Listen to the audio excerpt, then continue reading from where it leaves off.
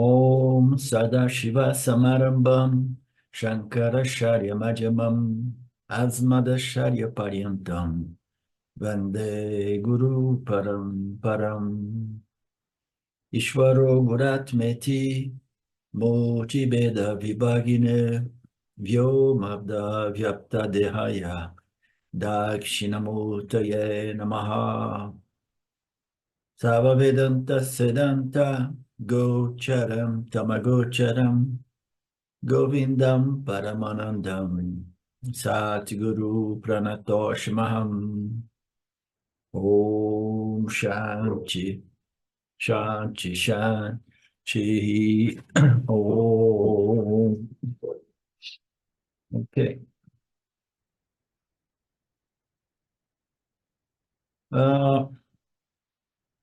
Vamos iniciar um pouco antes hoje, né? Eu vou começar a tentar iniciar a aula às 10h05, quando termina o Shanti, Martelo, para ver se as pessoas acostumam a chegar um pouco antes, né? Então, nós estamos aqui no capítulo 9, né? Cujo tema central é a natureza de Ishvara, né? E nós sabemos que Ishvara tem duas naturezas, uma natureza absoluta e uma natureza aparente, né? Nós sabemos que este Ishvara aparente é responsável pela projeção deste universo aparente, né? Então, é importante que nós tenhamos essa perspectiva sempre presente, que nós estamos vivendo dentro do aparente. Essa é uma projeção aparente, produzida por um Maya Ishvara aparente, no qual o Jiva aparente encontra um campo aparente de interação no qual ele pode crescer ou desenvolver determinadas qualificações que o permita capturar, compreender e reivindicar o absoluto dentro do âmbito do aparente. E o que é o absoluto, nós sabemos, é o Adhistanam. O Adhistanam é o que é aquele termo que aparece de novo nesses últimos capítulos, em outros textos, né, em muitos outros textos do Vedanta, é aquilo que apoia, é o pano de fundo, é o suporte, né? Então, é aquela base na qual este universo aparente é sobreposto, é superimposto, tá? Então, é aquele aspecto que permeia, que pervade e que permite a Maya esta projeção, né? Então, como você faz para fazer uma projeção sem uma base na qual você possa projetar este universo aparente? É impossível, né? Então, eu tenho enfatizado ultimamente o fato de que sempre que nós estudamos essas passagens dos nossos textos que determinam ou estabelecem a natureza de Brahman, a natureza de Saguna, Nirguna, Brahman, principalmente a natureza absoluta, real de Nirguna, Brahman, nós devemos, né, de novo e de novo, lembrar que é a minha própria natureza. Por quê? Porque os ensinamentos do Vedanta, eles vão lidar com diversos tópicos. Eles não são muitos, né? Então, é a natureza aparente do Deus Criador, o Ishvara, né? Saguna Ishvara, a natureza do Jiva Atma, a criatura, a natureza de Jagata, a natureza de Maya, né? E a natureza de Ishvara, né? Então, todos esses tópicos são disponíveis. E o propósito de ir muito a fundo no estudo da compreensão a respeito da natureza de Saguna, do Deus Criador, e do Nirguna, o Deus absoluto, é somente aquela que permite, né, o objetivo principal é criar uma condição na qual o indivíduo, reconhecendo a presença deste princípio criador aparente, ele desenvolve mais facilmente as qualificações necessárias para compreender a realidade absoluta como o adhistanam, o substratum desta projeção aparente. Mas todas essas construções mentais, visuais, intelectuais, elas precisam sempre, né, ela fazer ela colapsar esse paralelo de tal modo que a gente continue lembrando, nós estamos falando de nós mesmos.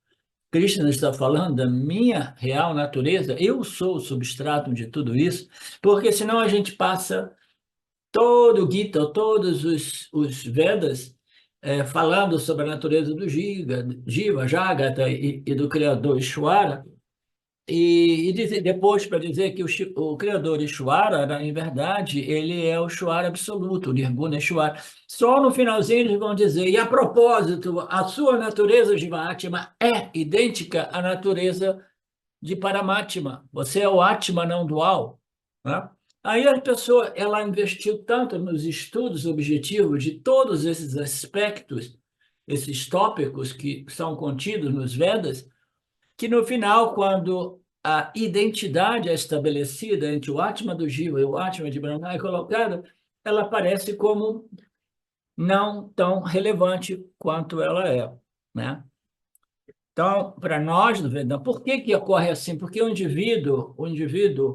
o buscador espiritual, no início, ele não tem a capacidade, né, a qualificação ou amadurecimento para compreender, né? Nem de longe ele compreende essas declarações de identidade da natureza não dual do Atma, do Jiva, como idêntica a Paramatma, como idêntica a Ishvara Atma, né? Então, não tendo essas qualificações desenvolvidas, os Vedas vão falando da natureza dessas coisas aparentes, que é Ishvara, Jiva, Jagat e Maya, né? Para no final dizer que dentro do âmbito aparente existe o seu adhisthana, que é simplesmente a consciência. Aí no finalzinho vai dizer, e você é este adhisthana, né? Você é esse adhisthana. Mas como nós estamos fazendo esse trabalho já há muitos anos, alguns de vocês, né? O Marcelo, a Betânia, o Sidem, entre diversos outros, né?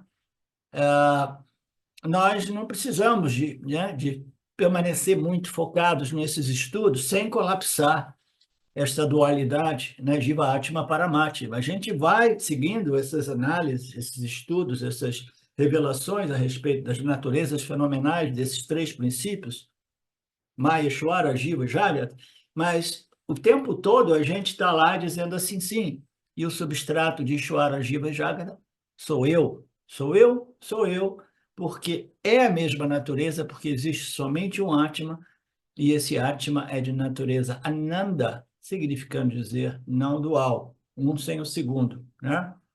Então, eu tenho enfatizado este ponto para que a gente não fique muito focado objetivamente em estudo de fenômenos, né, tais quais Ishvara, Maya, Jiva e Jagata, né? Por que que eu estou falando isso? É uma introdução, onde é que nós estamos aqui? Então, nos últimos versos, o Krishna estava exaltando este conhecimento, dizendo que é um conhecimento glorioso, o único conhecimento realmente que coloca fim à necessidade de mais e mais conhecimento, né? Como meio de me preparar. E além de ser um conhecimento libertador, o Krishna nos revelou recentemente, né, algo que nós do Vedanta Brasil já sabemos, também é o maior purificador. Qual é a vantagem de saber disso? É que você sabe que você entrou num processo vedântico de autoinvestigação e autoconhecimento, no qual, se você não concluir esse processo nesta vida, ainda assim você desenvolveu as qualificações necessárias para concluir este processo no nascimento próximo ou futuro. Porque você está em contato com algo que é realmente o maior purificador, porque está abordando as impurezas da mente na sua raiz, né? Qual é a impureza fundamental da mente? É na crença de que eu sou o corpo mortal, né? Isso cria todos os outros problemas psicológicos denominados samsara, né? Então, nos versos anteriores, no último verso, deixa eu ver qual foi o último verso. Este é o maior conhecimento, maior segredo, né? Mas é um segredo, como eu disse ontem, não escondido, porque ele é disponível a todos. Ele parece como escondido, oculto, devido à incapacidade, né, intelectual, mental né, dos seres vivos, dos jivas humanos, de observá-los e considerá-los e reconhecê-los como um único conhecimento que resolve a problemática humana. As pessoas olham, né, como eu enfatizei muito ontem também, e pensam que é mais uma filosofia. Isso existe na mente de quase todos vocês. No fundo, é uma filosofia, né? Ah, é uma filosofia. Não, Vedanta não é uma filosofia. São conhecimentos revelados, que às vezes parece filosofia, devido à incapacidade do intelecto humano de conhecer alguns fenômenos, tais quais Maya ou Ishvara, como esse ser vivo, né, autoconsciente e consciente de tudo aquilo que existe no passado, presente e futuro, desta ordem aparente, que não possui um corpo limitado, um corpo com forma, né? Embora alguns atributos possam ser são projetados nesse Ishvara como o conhecimento supremo, né? Ainda assim, tudo isso parece são conceitos tão abstratos e sutis, né? Que parecem um pouco como uma filosofia, mas não é filosofia. Não é filosofia, são revelações a respeito da natureza de Ishvara como criador, do Jiva, como o agente experienciador, conhecedor deste mundo, né? E o mundo, este campo, o palco no qual nós nos movemos. Então, tudo isso, né, para mais uma vez dizer que este não é um conhecimento oculto, segredo, né? Secreto, né? Mas sim sagrado, sim, veio diretamente do Criador, né? O Criador é o símbolo daquilo que é sagrado realmente, que é o espírito, né, de cada um de nós, que é a consciência, né? E este conhecimento, ele precisa ser abordado sem conflitos dármicos, sem que nós estejamos violando o Dharma. Daí ele coloca a importância de compreender as leis e princípios do Criador. Uma vez que esses pontos sejam observados, o autoconhecimento se torna fácil, né?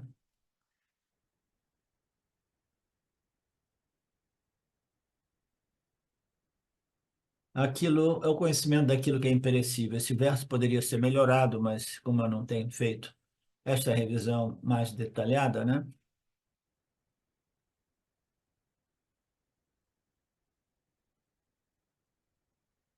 Então, aqui tem essa passagem. Muitos buscadores não estão preparados para nem ouvir falar sobre este Atma imperecível, o Brahman absoluto, a única realidade não dual. Eles não estão. E mesmo aqueles que chegam próximos das escrituras do Guru, que ouvem esses ensinamentos, eles não o compreendem. Então, tudo isso é muito admirável, é simplesmente, uau, como isso é possível, né? Encontrar um aluno, um discípulo qualificado é também uma raridade, né? É algo muito admirável. Portanto, admirável é quem compreende este ser que é ensinado pelas escrituras e por um guru de verdade, né? Um guru de verdade. É onde eu estava citando os fatos que os alunos, discípulos, tendem a projetar muitas coisas no guru, que é uma incoerência, né? Porque o discípulo se aproxima da escritura do guru porque quer ir além dessas limitações, né? Humanas, né? Eu lembro quando nós fizemos o último seminário, eu passei uns dias na casa de um amigo lá em São Paulo, né, que estava no seminário também, e a mesma coisa, as pessoas, quando entram mais no âmbito mais próximo, fora da classe, da aula, né, começa a falar. Aí você vê as pessoas projetando no guru o tempo todo, né? Eu me lembrei agora que ele falou assim, quando eu falei que agora eu tinha um cachorro, que eu estava curtindo isso e aquilo. Mas professor, o problema do cachorro é que ele tem uma vida muito curta e quando ele morre rápido, aí você vai sofrer tanto, entendeu? E as pessoas fazem isso o tempo todo, né? Aí, no âmbito, assim, fora de um espaço guru-discípulo, o guru fica quieto, né? É como um outro amigo meu que fala comigo, cara, eu sei, eu não sou minhas vastas, mas você sabe, né? Você tem dia que você acorda de mau humor, né? Mas ainda eu sei que esse mau humor não sou eu não sou minhas colocando assim como se eu acordasse de vez em quando de mau humor. E eu não estou aqui para dizer assim, não, isso não ocorre quando você é um Yanni. Eu só falo isso quando eu estou lidando com os meus alunos, também para demonstrar a incoerência, porque você quer realmente é um ensinamento que te permita ir além desta natureza humana, né, cheia de problemas de apego, dependência, né, e mal-humores, e emoções negativas, que é sinônimo de samsara. Mas se você projeta a sua natureza humana cheia de problemas do samsara no professor, você está sendo incoerente. Como é que um professor que não foi beneficiado pelas promessas dos Upanishads, né, ele pode realmente, né, me ajudar, né? Você entende, Mariné? Algumas pessoas se ofenderam ontem naquela troca ali, mas é simplesmente porque dentro, eu não falo nada disso com pessoas que não são meus alunos, que não estejam neste âmbito de professor-discípulo, né? Mas para aqueles poucos, raros de vocês, eu tenho que dizer, olha, tem uma incoerência ali.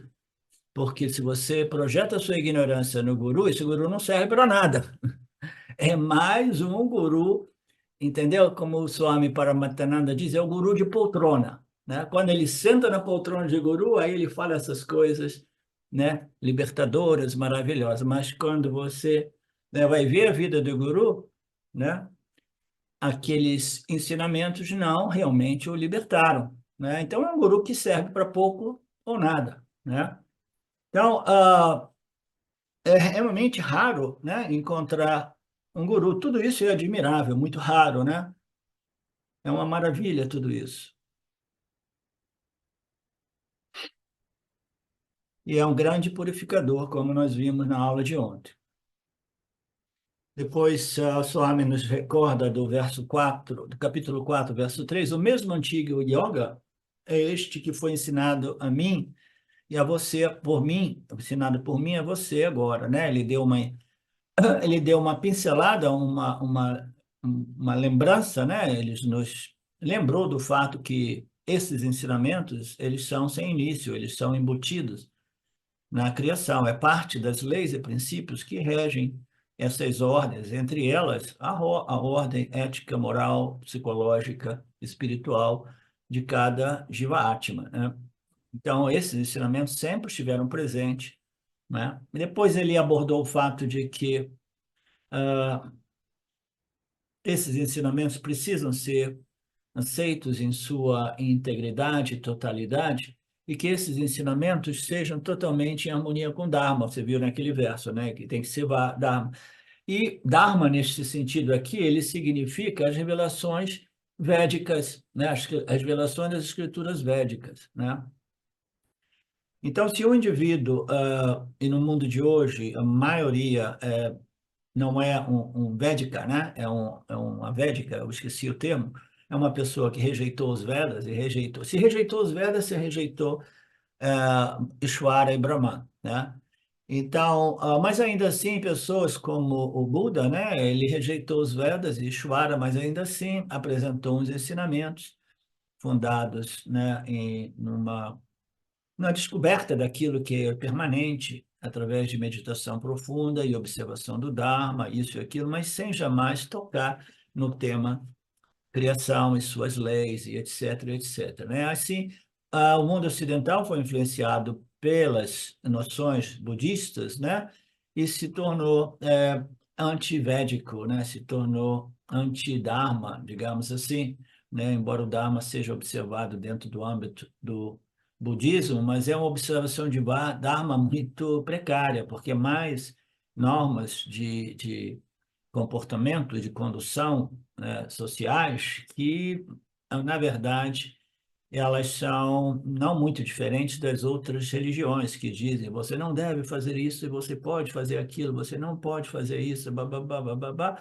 Mas se você não compreende os mecanismos dessa lei do karma, né, você vai suprimir né, as suas tendências animais, as suas tendências não divinas, né, e a supressão jamais produz realmente o resultado desejado, né? Eu tenho um amigo meu que foi budista por muito tempo e ele me dizia, né, que existia muita hipocrisia, porque todo mundo queria ser aquilo, né, que as condutas, né, dos textos deles apontam, né, o conceito de eu quero me tornar um santo, né? Ok. Ele falou muito sobre Jivamukta, né? Para começar a entrar no tema do Jivamukta, em oposição ao Kramamukta. Kramamukta dá muito mais trabalho, requer desenvolvimento de poderes psíquicos e etc., mas ainda assim não te dá nenhuma garantia de libertação, né? Porque como que você vai fazer para lembrar desses ensinamentos a respeito da natureza saguna e nirguna de Brahman até o momento do último prana, né? O último respiro, né? Não, você quase sempre você morre inconsciente, né? E uma pessoa inconsciente não consegue a posição correta, né? Né? Está ali com a espinha assim, assado, né? Focalizando nisso e naquilo, dando um impulso a essa Kundalini, toda aquela coisa, né? A pessoa está inconsciente. Então, o inconsciente, uma pessoa inconsciente, como muito comumente ocorre na hora da morte, foi o que aconteceu com a esposa do meu irmão, né? Primeiro ela ficou meio inconsciente na casa mesmo e depois deixou o corpo. Então, a pessoa inconsciente não tem modo. Ela só pode contar com o quê? Com as suas vássanas, né? As suas vássanas espirituais, aquilo que foi obtido e retido no âmbito do campo da mente das vássanas, né? Do subconsciente, do inconsciente humano. Então, está tudo muito bem consolidado, né? Esse conhecimento ele se desenvolveu, ele cresceu raízes na mente subconsciente e você não precisa ficar preocupado com nada disso, né?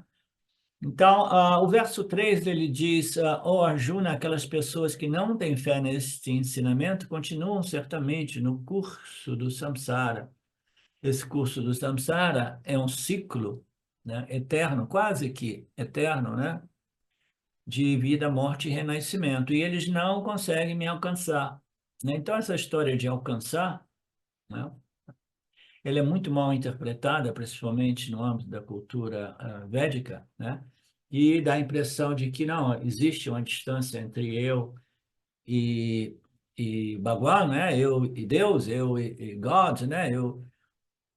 E eu tenho que fazer essa viagem. Então, essa viagem é uma viagem transcendental, na qual eu tenho que ir nessas locas celestiais para encontrar essas divindades e, quem sabe, encontrar o guru número um, né, que seria o Brahmaji, né? Se eu tenho a capacidade de viajar até Brahmaloka, né? Então, eu encontro ele. Então, eles não me alcançam. Então, esse conceito de alcançar, né, ele dá muita margem a mal entendido, né?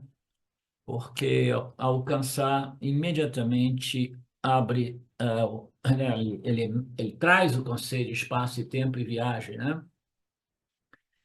Então, ele diz aqui que o ponto mais fundamental é fé, confiança nesses ensinamentos e, naturalmente, no guru, né? Se você não confia no guru, tudo bem, né? Mas mantenha confiança nas escrituras.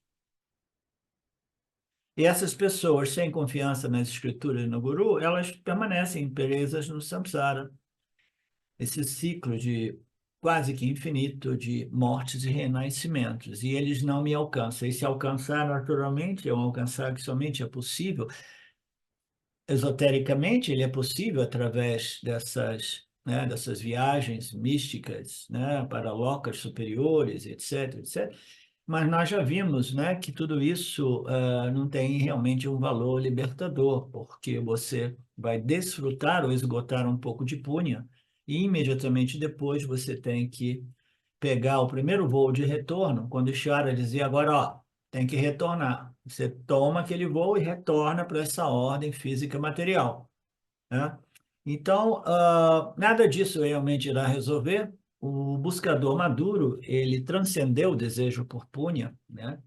Ele não se preocupa com punha papa, Ele quer, se ele ainda deseja punha, ele quer um punha de uma natureza muito diversa, né? Ele quer uma mente muito satívica, muito contemplativa, porque este é o valor dos valores. Este é o punha mais elevado. É o punha que me permite compreender que eu não preciso viajar para encontrar a natureza Brahman, porque a natureza Brahman, ilimitada, infinita, toda pervasiva, é a minha própria natureza. Isso só pode ser alcançado através de quê? Da compreensão. Jamais uma viagem no tempo e no espaço irá produzir isso, né? Essa é a glória deste ensinamento, esta é a glória desta sabedoria revelada nas Escrituras. Infelizmente, as pessoas não são interessadas de estudar a real natureza de Ishvara. Elas não estão interessadas em Ishvara Jnana, né, o conhecimento a respeito de Deus, né, o conhecimento a respeito de Deus. Isso deu origem a muitas outras filosofias que rejeitaram Deus, mas ainda assim dizem, mas existe a possibilidade de um conhecimento a respeito da natureza do Atma, do eu, mas deixamos então Deus de fora, né? Então, essas outras filosofias também pecam por terem rejeitados Ishvara e as Escrituras, né? E assim elas jogaram o Dharma, né? Junto com a rejeição a respeito das Escrituras védicas, né? E ele diz que este ensinamento glorificado, glorífico, né? Não sei, é o maior de todos, e não somente é o maior disponível a todos, e é disponível gratuitamente. Qualquer lugar na Índia que você for, existe ashramas e outras instituições oferecendo esses ensinamentos vedânticos gratuitamente, né? E nós sabemos que qualquer cursinho de melhoramento ou pioramento, porque tem muitos cursinhos de melhoramento que não produzem o efeito desejado, né? Qualquer cursinho por aí custa uma fortuna, né? Ele colocou aqui linguagem de computador que custa, né, 60 mil rúpias, né? Isso uns 20 anos atrás, ou 15, quando ele deu esse curso, né? Mas existe uma infinidade de cursinhos aí no âmbito New Age, né? De psicologia, de melhoramento pessoal e pensamento positivo, né? E iluminação instantânea, né? Então, existe uma infinidade desses cursinhos que o pessoal paga e paga muito mesmo, né? Paga e paga muito mesmo.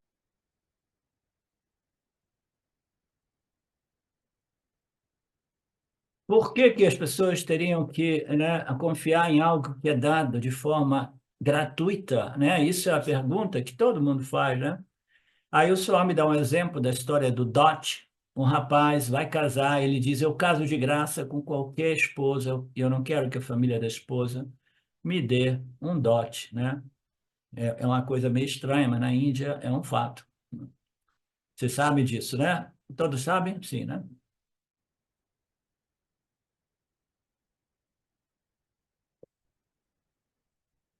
Então, a família da menina iria pensar assim: não, eu não acredito. Um esposo que não quer dote deve ter alguma coisa errada. Do mesmo modo, Vedanta, né? Muitas pessoas vão pensar: tem alguma coisa estranha a respeito desse Vedanta que é dado gratuitamente. Nada de graça é bom, mas sim, né? Existe aquilo que é totalmente gratuito e que é o único conhecimento realmente glorioso que liberta o indivíduo da problemática humana, né? E por que que ele precisa ser dado gratuitamente? Porque se ele não for dado gratuitamente, os discípulos não são mais discípulos, mas são clientes, né? Esses clientes, eles não querem ouvir aquilo que eles não gostam, né? Tem que dizer coisas cuidadosamente, politicamente, diplomaticamente, para não ofender e não perder a simpatia dos clientes, porque os clientes representam, né, muitas entradas, né, receitas, né? Então, um dos problemas é esse. Se você fizer disso a sua sobrevivência, você vai acabar comprometendo esses ensinamentos. Eles têm que ser passados adiante gratuitamente. Mas tem um outro problema ainda mais sutil, porque tem algumas pessoas, eu vi isso acontecendo em torno a mim, né? Eu motivava alguém para começar né, compartilhar um pouco dos ensinamentos. Aí a pessoa se senta naquela poltrona e diz assim: Nossa, agora eu sou um guru, agora eu sou um professor, né?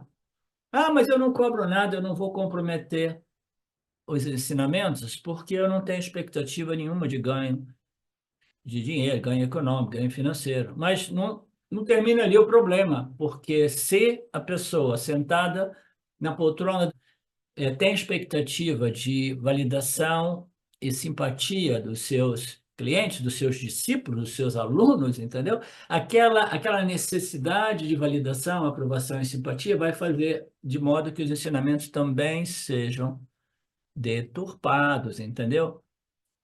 Vai misturando, vai diluindo os ensinamentos, vai misturando psicologia, e, oh, que sacada legal! Naturalmente que vai encontrar aqueles discípulos de compreensão mais baixa que vão se identificar com aquele nível mais diluído e mais superficial, né, daquela expressão. Então, o indivíduo ele não pode nem cobrar e nem cobrar a simpatia de ninguém, entendeu? Nem dinheiro, nem simpatia, né, Betânia? Senão, né? Ah, professor, você vem aqui, né? Fazemos um fim de semana, mas não pode falar disso e disso e disso porque eu não quero perder a simpatia dos meus amigos, né?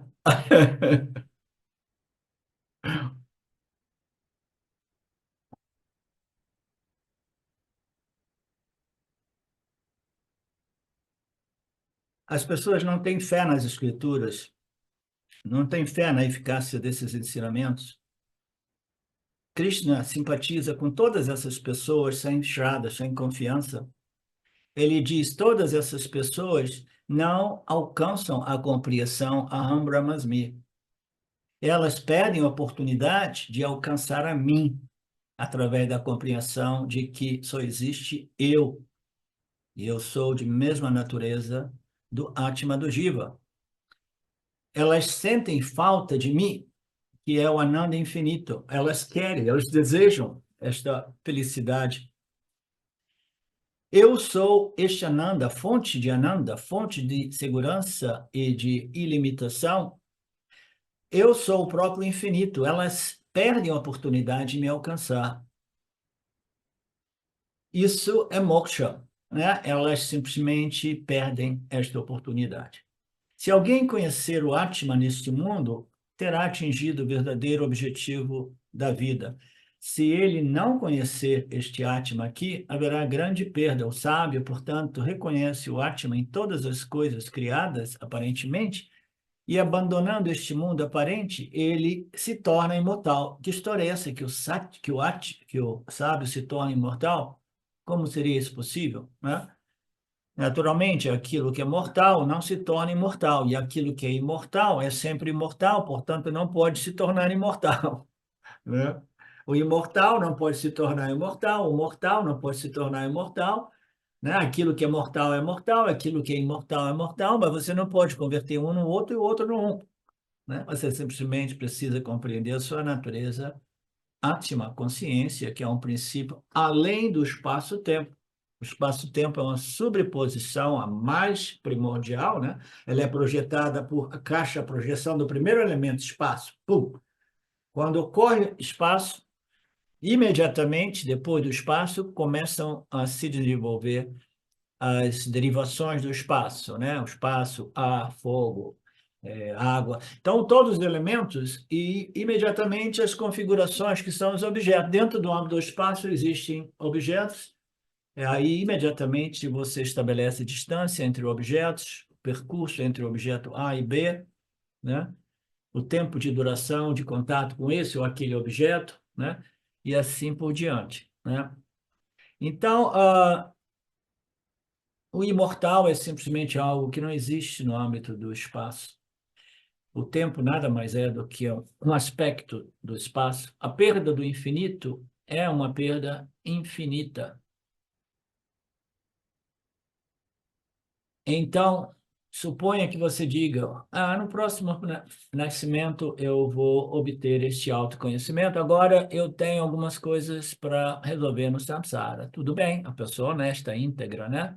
Ela sai reconhecendo o valor do Vedanta, né? Sem desqualificar o Vedanta, e o Guru dizendo: não, não, não, isso não ocorre. Não ocorre, sabe por quê? A pessoa que reconhece o valor do Vedanta, né, dessas escrituras, ela não volta para o samsara, entendeu? Ela só volta para o samsara por duas coisas. Ela está viciada no samsara e não reconheceu o real valor dessas escrituras dos Upanishads, né? Então, uma pessoa diz, tudo bem, no próximo nascimento eu vou concluir esse processo, etc. Um menino disse isso para mim no início, né, quando eu comecei, uns 10 anos atrás, a fazer satsang de Vedanta lá em Ubatuba. Não, não, eu sou muito jovem, agora eu vou cuidar da minha carreira, etc. Mais tarde eu vou cuidar da minha iluminação, né? Só que é uma fantasia que raramente não corresponde aos fatos, né? Eles perdem uma oportunidade hoje, aqui, agora, neste mundo, nesta encarnação, né? E a gente nunca tem ideia do que vai ser o meu próximo nascimento, né?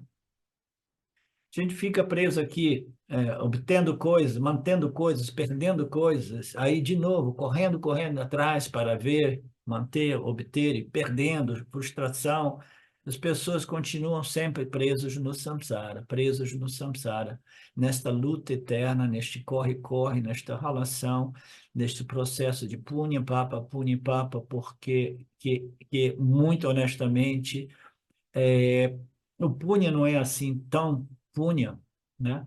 E o papa, ele gradualmente se torna uma condição crônica no qual você experimenta papa sem saber que está experimentando papa, né? Então, o indivíduo permanece preso, engajado na mortalidade do samsara, ele vai viver muitos problemas, doenças, decadência, separação, união, ganho, perda, né? Mas qual é o pior problema do samsara? Nós abordamos esse ponto diversas vezes, né? Qual é o pior problema do samsara? O problema do samsara é a temporalidade do corpo físico. Você vê todos esses globalistas que estão, né, encaminhando a humanidade, fazendo experimentos genéticos, né, com os seres humanos, né, com aquilo que eles chamam de injeções para salvar vidas. O objetivo desses globalistas é simplesmente, né, fazer esses ensaios de laboratório com os humanos para desenvolver a tecnologia que permita o transhumanismo, porque ninguém desta galera está aceitando a mortalidade do corpo físico. E agora que nós temos todas essas tecnologias que permitem essa fusão entre o organismo biológico e um organismo de silicone, né, o sintético, né, de repente a gente pode obter uma vida eterna, ou pelo menos algumas centenas ou milhares de anos, como um cyborg, né, como um cyborg efetivamente. Não somente um cyborg do ponto de vista que a gente tem acesso a muitas atividades através da inteligência artificial. Eu estava vendo um videozinho no qual Elon Musk dizia que todos nós, ele entende muito de tudo isso, todos nós já somos entidades cyborgs. A gente não sabe ainda. Nós somos entidades, mas como assim? Porque a gente não sabe viver mais sem inteligência artificial. Um exemplo simples: ninguém consegue pegar o carro e viajar mais sem usar o GPS, né? Então, o carro está sendo guiado por essa inteligência que diz: vira aqui, vira ali, atenção com isso, cuidado, olha, tem multa ali, tem um radar, pá, pá, pá, pá, pá, pá, né? Então, a gente já vive inserido num mundo, né, digital, né, governado por inteligência artificial, na qual a gente não consegue mais viver. Mas a gente se tornaria uma entidade efetivamente cyborg na medida que essa fusão entre a inteligência artificial já ocorre debaixo da pele do nosso corpo, né? Dentro do organismo humano, de modo que o indivíduo pode diretamente ser programado, não somente usar a inteligência artificial como extensão de mim mesmo, eu tenho deliberadamente, eu vou usar esse programa, vou escrever agora usando a AI que resolve os meus textos rapidamente. Não somente eu tenho a opção de usar tudo isso, mas agora isso existe dentro de mim, né? E já não é mais uma escolha deliberada. Aí nós nos tornamos entidades cyborgs, efetivamente, né, através dessa fusão com a inteligência artificial. Isso para quê? Por causa do problema da mortalidade do corpo físico. Civilização, quando chega num nível de tecnologia, invariavelmente, isso aqui tudo é opinião minha, tá? Sacação minha. É um ciclo que ocorre sempre que uma civilização desenvolve essas tecnologias, ela chega e diz assim, ok, mas a mortalidade do corpo físico não é algo aceitável aqui. Nós queremos transcender essa mortalidade criando seres imortais, tá? Então, essa mortalidade do samsara é o grande problema. E as pessoas, ao invés de compreenderem que existe, né, um substrato, existe realmente a adhisthana, né, que é o espírito imortal, que é a consciência imortal, que é aquilo que apoia, suporta, pervade, penetra, né, toda essa ordem aparente, que eu sou esse princípio imortal, em vez de reconhecer isso, não, eles querem o impossível, eles querem a imortalidade para o corpo físico, e eles querem quebrar, ou trapacear, ou enganar o Criador a respeito dessa lei mais fundamental de que tudo aquilo que é criado cresce, envelhece e é destruído. É a lei de Bhagwan, é o Shiva, o destruidor, aquele que engole todo o universo, engole todo mundo. E essas pessoas que rejeitaram o Criador muito tempo atrás, elas infantilmente acreditam que elas possam realmente vencer, né, ou ultrapassar, ou transcender a mortalidade do corpo físico, produzindo um corpo físico que seja imortal. Todo este universo é permeado por mim, Arjuna, cuja forma é imanifesta. Todos os seres estão em mim, ainda assim eu não estou neles. Então, a conclusão, acho que essa é a conclusão, né, Marcelo, do último verso, ou tem o verso 5 também? Esse é o último verso. Então, essa entrada, essa introdução desse verso 4 é um verso interessante, porque nós do Vedanta Brasil, que estudamos, né, tudo isso já há muito tempo, sabemos que este universo aparente ele requer um pano de fundo, né, uma base, né, no qual ele seja refletido ou projetado, como queiramos, né? E esta base é o mais sutil do sutil, portanto, ela é toda pervasiva, ela permeia, pervade tudo, né? No âmbito de Ishvara Jiva Jagata. Até mesmo Ishvara, como criador, ele é pervadido por este princípio nirguna, né? Nirguna consciência, né? E este princípio nirguna consciência existe na forma manifesta e não manifestas. Quando ela existe, ele sempre existe, né? Na forma imanifesta, é dito que é a forma semente, a forma potencial, na qual todos os seres, todos os jivas existem neste princípio semente, do mesmo modo que as árvores existem na semente das árvores, né? E aí ele coloca algo muito interessante.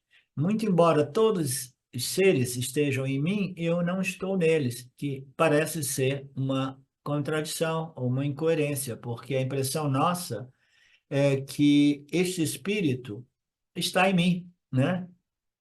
O espírito está em mim. A gente diz assim, naturalmente, a consciência, ela está em mim, esse espírito está em mim, né? Esse espírito, ele, sendo a minha natureza intrínseca, ele vive dentro de mim. E muitos apontamentos espirituais, como o do Ramana dizia que sim, esse espírito está do lado direito do seu peito, né? Aquilo que chamavam de coração espiritual, etc. Mas o espírito, né, de Brahman, este princípio Brahman, esse princípio pura consciência, né?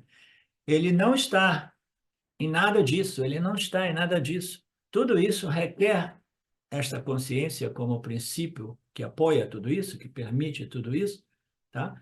Mas ainda assim, esta consciência não está em nada disso, tá? Tudo isso está dentro do âmbito do espírito, da consciência. E a gente, muito facilmente, a gente faz essa confusão e a gente imagina, né, que a consciência existe em mim, que Deus existe em mim. E a gente não corrige essa compreensão de tal modo que a gente desenvolva a compreensão correta que eu estou na consciência, eu estou em Brahman, eu, o complexo corpo, mente, sentidos, né? O meu Jiva está dentro do âmbito do Atma. Quando nós dizemos Jiva Atma, é um complexo corpo, mente, sentidos que existe somente devido à graça do Atma, do ser, de Brahman, da consciência, né? Portanto, todo esse universo existe em mim, mas eu não existo dentro do universo. Por quê? Porque esse universo é somente uma projeção aparente, é uma miragem aparente. Quando você traz isso para a miragem, ou para a analogia dos sonhos também, né? Quando você tem uma miragem projetada na areia do deserto, você diz que há todo este oásis maravilhoso está na areia, né?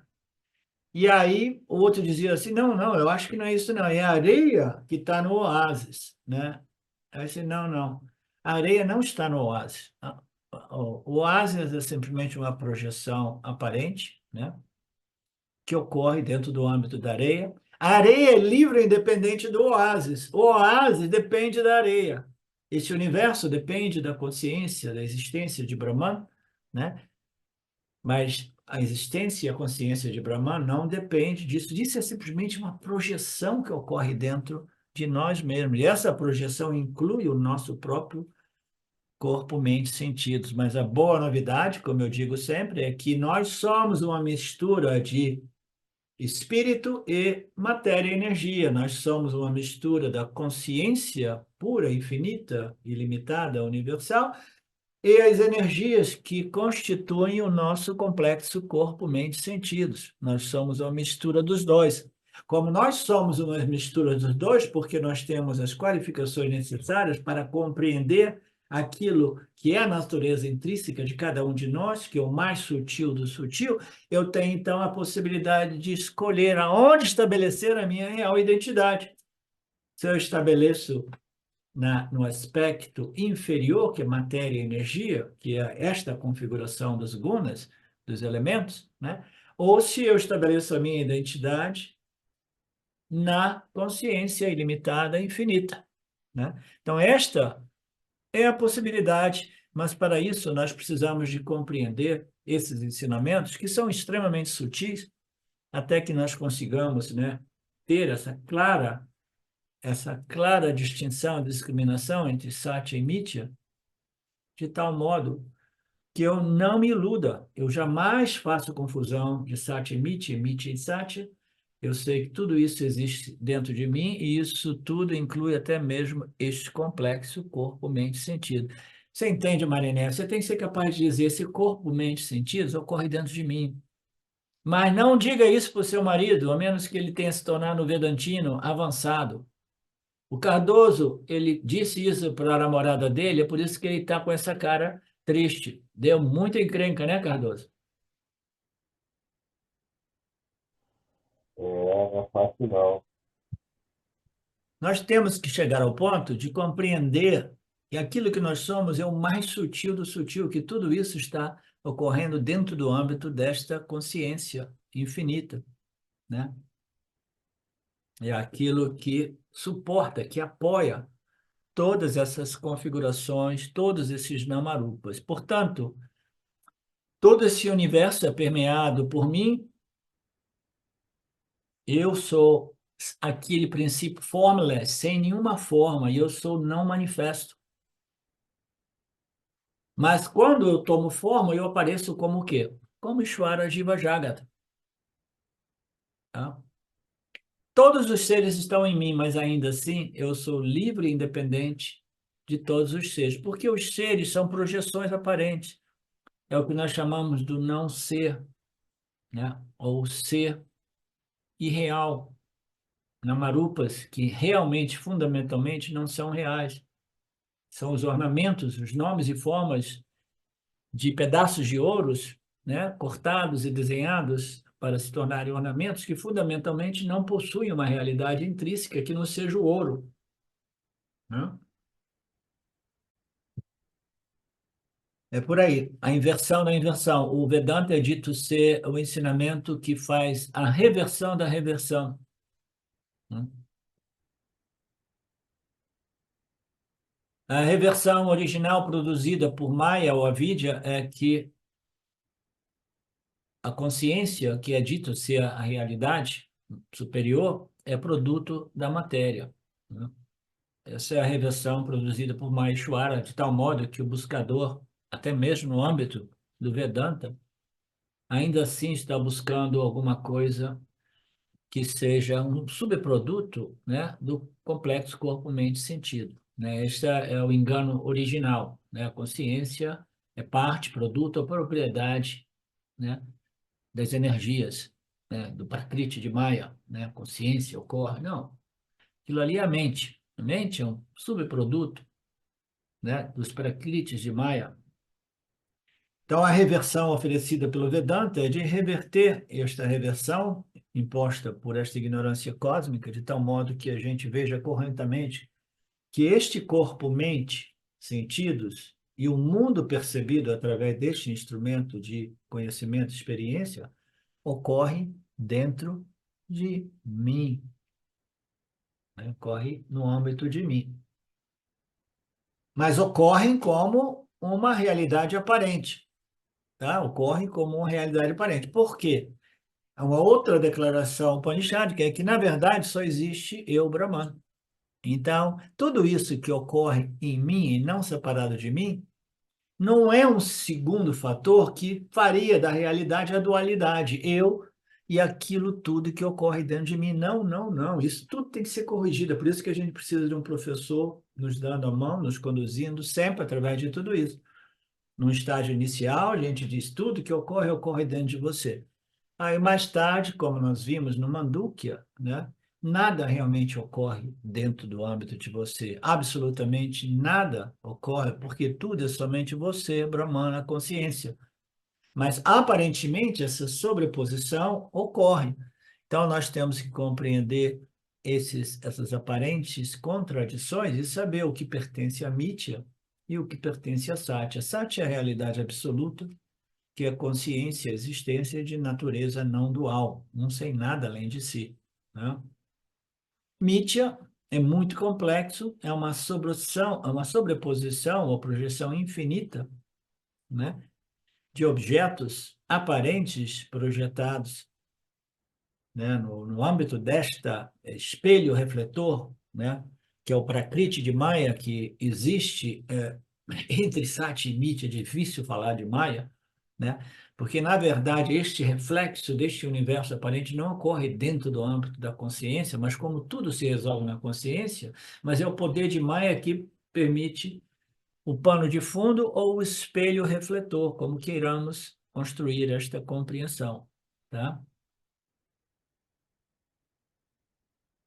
Todas essas construções, no final, precisam ser abandonadas, porque no final a gente sabe que eu existo e eu sou de natureza consciência, e esse mundo simplesmente é parte de uma ordem aparente, tal qual a ordem que eu experimento durante o sonho, né?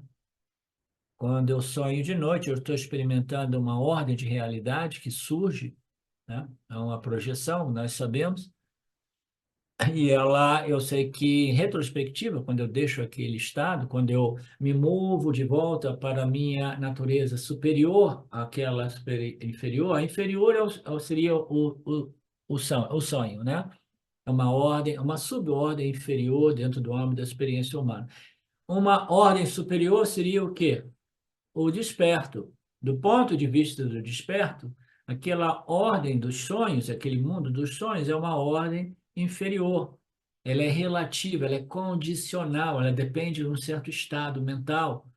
É um fenômeno difícil de explicar, mas ocorre, segundo as escrituras, é uma projeção devido a um Shakti de Ishvara, de Maya, chamado Nidra Shakti, né? Então, nós sabemos que existe essa projeção dos sonhos, mas eu sei que ela não é real. Então, esse conhecimento, no final, ele liberta na medida que a gente compreende que esta projeção é uma projeção que ocorre devido a este poder chamado Maya Shakti, que é além da compreensão intelectual humana, né? E que ocorre, e através desses paralelos, dessas analogias, desses exemplos, eu vejo que sim, existem ordens de realidades que não são reais, mas ainda assim estão disponíveis para quê? Para a experiência e para a transação, né? Existem tantas experiências, né, que nós sabemos que permanecem disponíveis para a experiência, transação e até mesmo obtenção de conhecimentos dentro do âmbito daquela ordem. Então, eu, quando me torno desperto, eu me transferi para a minha natureza superior.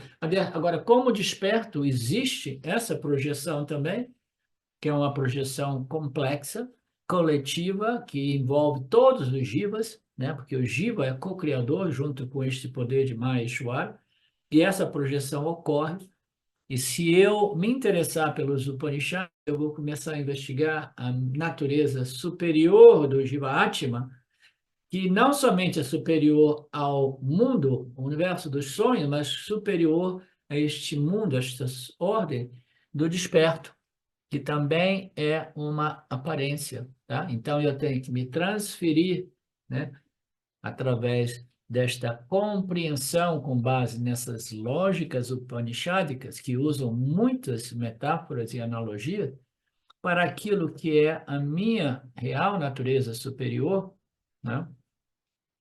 Que é Turiya, visto no Mandukya, né? Que é Turiya, que é Brahman, que é Satya, que é pura consciência, né? Portanto, eu não estou em nada disso, tudo está aparentemente dentro de mim. Na verdade, nada existe dentro de mim, porque a única verdade é que só existe eu, Brahman, tá? Então, com esta conclusão, a gente termina e inicia em 10 minutos este finalzinho do capítulo deste arquivo, né? Om Su Purnamada Purnamidam Purnamudachyate Purnasya Purnamadaya Purnameva Vashishyate Om Shanti Shanti Shanti Om Namastê. Olá, queria trazer aqui para vocês o quanto eu tenho me beneficiado dos ensinamentos do Vedanta. Esses ensinamentos do Vedanta, eles mudaram a minha vida, o meu estilo de vida, né? A partir de uma compreensão sobre Jagata, o mundo, sobre essa pura inteligência Ishvara, sobre o Jiva, né? A mente, o funcionamento, sobre a aplicação do Karma Yoga diariamente na vida, o quanto isso beneficia a purificação da mente, né? Para poder daí acessar aquilo que é mais valioso. Aliás, eu diria sem valor estimável, inestimável, né? Uma riqueza profunda, que é a compreensão sobre os ensinamentos de Satya, a consciência, a existência ilimitada que sou. Bom, eu sou uma aluna de Vedanta, desse grupo Vedanta Brasil, que iniciei a jornada, estou no começo da jornada, mas essa jornada seria impossível sem o apoio diário de um professor qualificado, o professor Arlindo Nagar, nosso professor, que dedica a sua vida, que dedica as batidas do seu coração exclusivamente para o ensino do Vedanta. Ele gosta de usar a frase o coração que se doa recebe. Então ele é esse coração que doa. E aí a minha pergunta e o meu convite é: e você? Tem se beneficiado também dos ensinamentos, da compreensão, da clareza desses ensinamentos que são trazidos para nós? Sim? Se sim, o coração que doa, recebe. Então, o convite é, se você se beneficia, você pode também fazer uma doação. Essa doação, ela é necessária, apropriada, para a manutenção, né, desse ensinamento vivo diariamente para nós. E é um convite para que a gente possa nutrir esse grupo com o dar e o receber. E se você se beneficia, tenho certeza, qualquer valor mensal é suficiente. É o valor que o seu coração sentir, mas é um valor apropriado.